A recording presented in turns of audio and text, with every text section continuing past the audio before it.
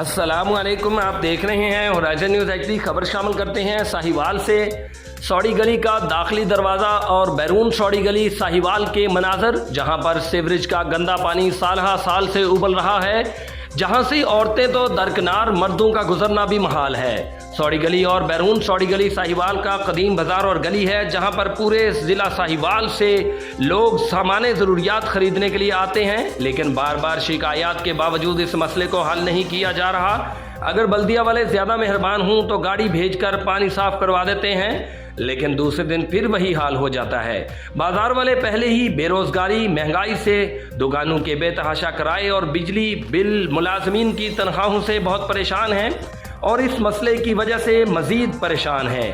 जब गाहक गुजर ही नहीं सकते तो कारोबार कैसे चलेगा। राना मोहम्मद शहजाद, जनरल सेक्रेटरी मरकजी सराफा एंड ज्वेलर्स एसोसिएशन साहिवाल ने होराइजन न्यूज़ एचडी से गुफ्तगू करते हुए कहा, मेरी शहर के डीसी साहब से, बल्दिया के एडमिनिस्ट्रेटर साहब से और अंजुमन ताजरान के मरकजी कायदीन और साहिवाल के सहाफ़ी भाइयों से गुजारिश है कि इस मसले को हल करवाने में अपना अपना किरदार अदा करें।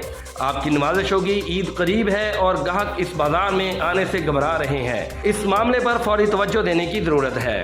रिपोर्ट महबूब चौधरी, सरपरस्त आला, होराइजन न्यूज़ एचडी, पाकिस्तान।